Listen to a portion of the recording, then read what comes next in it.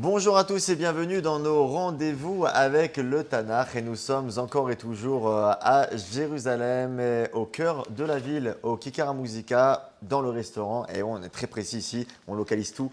Le restaurant Kinor Bakikar. On remercie évidemment nos hôtes pour cet accueil.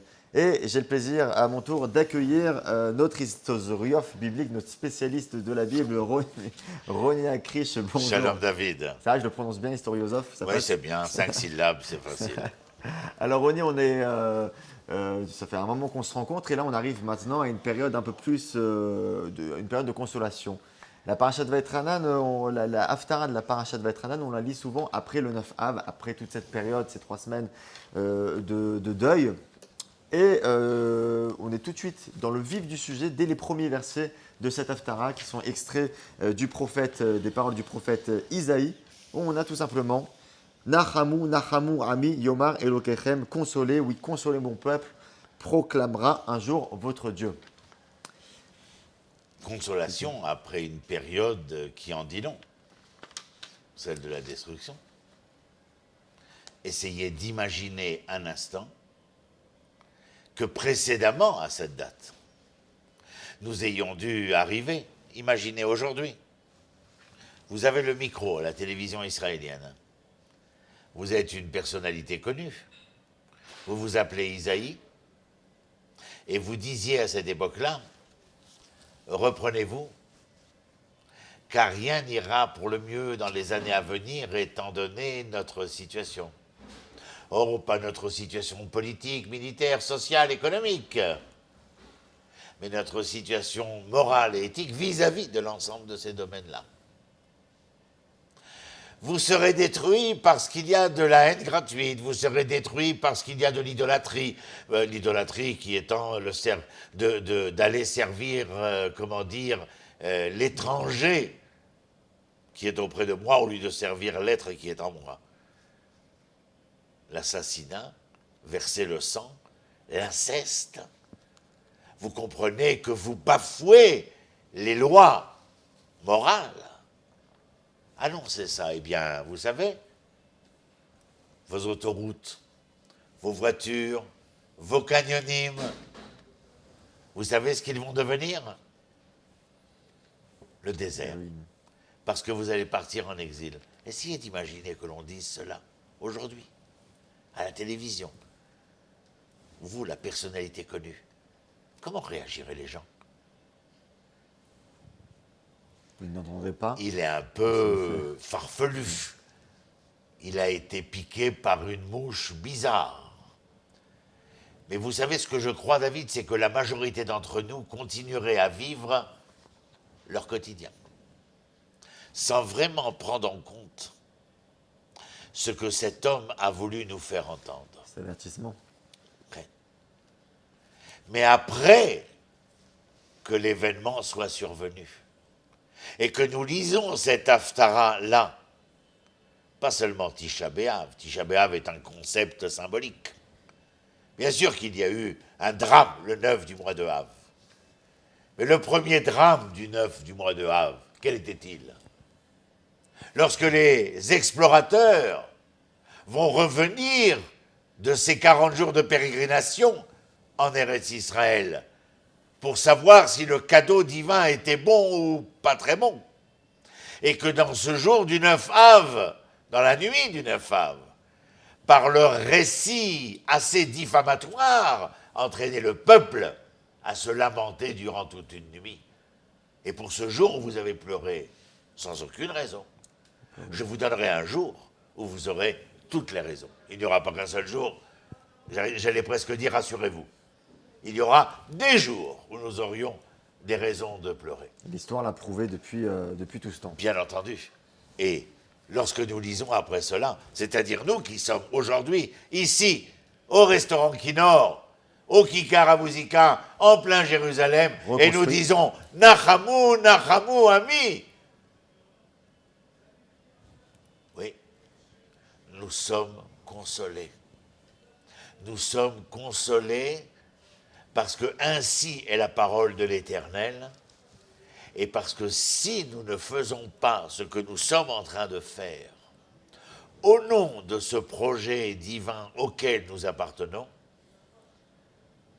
alors je vais me mettre derrière l'écran et m'adresser à ceux qui m'écoutent en disant, et qui nous promet que cela ne se reproduirait pas? Est-ce que les prophéties sont, dont celle de Isaïe, justement, qu'on est en train de lire, Voyons ce qu'il dit ensuite. Dabru Voyons. alev Yerushalayim, Ah. vekiru elea. Vous entendez, David? Parler au cœur. Mais parler, les daber, c'est une exigence de Dibour. Dibour, c'est la shon kasha. C'est un langage de dureté, alors que Amira, c'est un langage de tendresse. Dibour, à qui? À Yerushalayim. Que représente Yerushalayim? Le cœur. Qu'elle soit la capitale d'Israël, le cœur d'Israël. Le cœur est non seulement un organe physique, mais il est plus qu'un organe physique. Vous l'entendez? Et lorsqu'il dit Dibrou el Yerushalayim, mais qui roula? Ça veut dire quoi? De la lire, de l'interpeller. Mais interpeller en hébreu, c'est être capable de lire. Comme de lire, c'est capable d'être interpellé.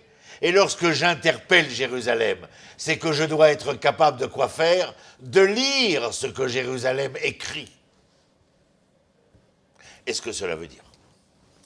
Ces prophéties-là ne s'inscrivent pas dans un instant T. Non, à l'instant où elles ont été prophétisées. Non. Elles ont été compilées dans le canon biblique parce qu'elles ont une portée qui est la portée de l'éternité. Continuez, David. Nous avons, comme vous l'avez dit tout à l'heure, vous avez parlé de destruction de routes, de destruction des villes, des montagnes, etc. On voit dans les psukim qui suivent, dans les versets qui suivent, justement toute cette reconstruction, comme si on dégageait l'allée, revenez, retournez. Alors, que dit-il, Isaïe? Kol ge, vous me corrigez hein, si je me trompe. Yinase vechol ar vegiv'a, yishpalu, vehaya Yaakov lemishor, ve'achassim levika. Venigla kevod Hashem, veraou kol basar yardav kipi. Traduisez. Diber.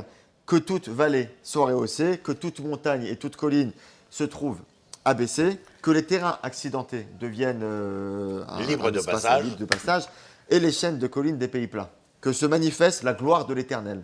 Ça, on est dans une toute autre Vous approche. êtes dans cette prophétie de Isaïe amené et entraîné à reconnaître que dans un processus historique donné, d'un temps donné,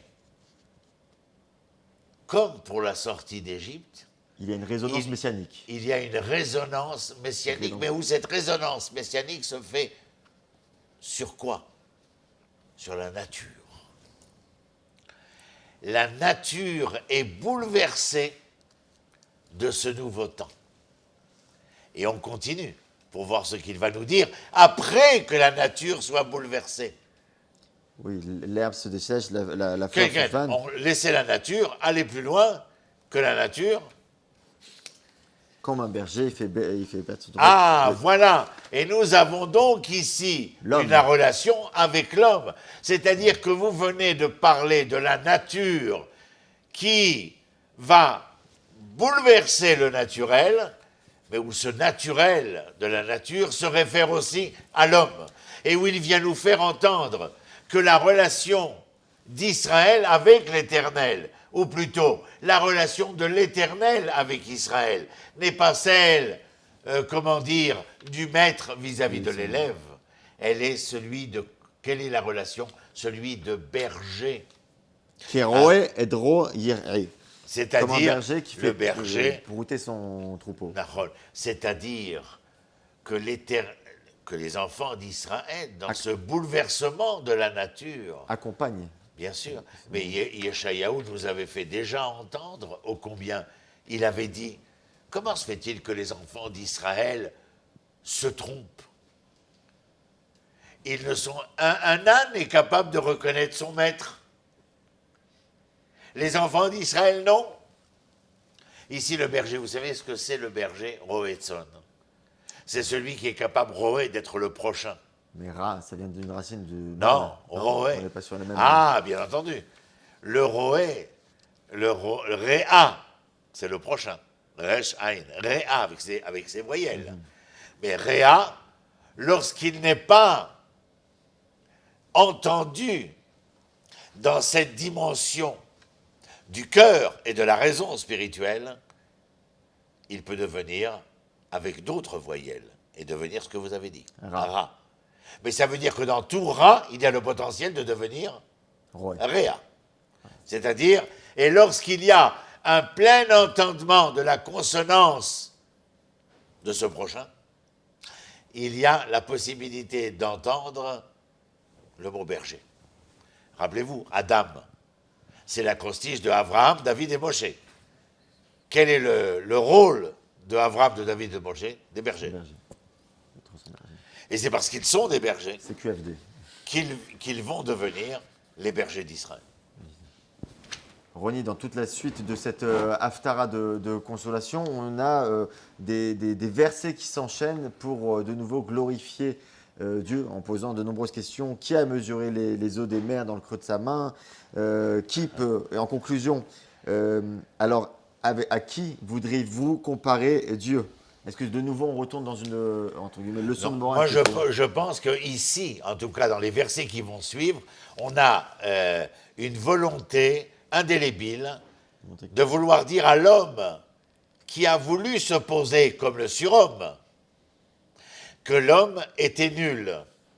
Non pas nul et non avenu, mais nul dans son rapport à Dieu. C'est-à-dire que s'il avait un libre arbitre quel qu'il soit, celle-ci était de par la volonté de Dieu, que s'il était allé devenir par un déterminisme quel qu'il soit, ce qu'il serait, c'est par la volonté de l'Éternel. Parce qu'il est, comment nous avons dit dans la Mishnah, ce n'est pas grâce à toi que tu nais, et ce n'est pas par ta propre volonté que tu meurs. Mais il y a une chose qui est par ta propre volonté, c'est ce que tu deviendras. Mais même dans cela, le texte de Yeshayahu nous fait entendre une certaine part de afsiyut, c'est-à-dire, j'ai dit nullité, c'est peut-être pas le mot véritablement adapté, perte, mais je veux dire d'une pleine reconnaissance, de condescendance vis-à-vis de l'Éternel, en quoi l'homme est l'objet de l'Éternel. Il s'annule devant l'Éternel. Nahon, il est l'objet de l'Éternel, mais lorsqu'il devient l'objet de l'Éternel, l'Éternel lui donne la possibilité d'être le plein sujet de lui-même. Lorsqu'il devient l'objet de l'Éternel et non pas l'objet des hommes, l'Éternel lui donne la capacité de redevenir le sujet de lui-même. Et ce que vous venez de dire, on le retrouve dans un verset explicitement de nouveau. Af bal nitaou, af bal zora. Face à lui, ils ne se maintiennent pas non plus. C'est-à-dire que tout ce que vous venez de dire, comme le verset de la Mishnah que vous venez de... Il est clair qu'il faut regarder l'agriculteur, le paysan. Quel rapport avez-vous à la terre pour que la terre puisse donner le fruit auquel vous aspirez? Il faut que vous soyez dans une condition où vous êtes le serviteur de la terre, et pourtant la terre n'est que la dimension assujettie à votre état de paysan.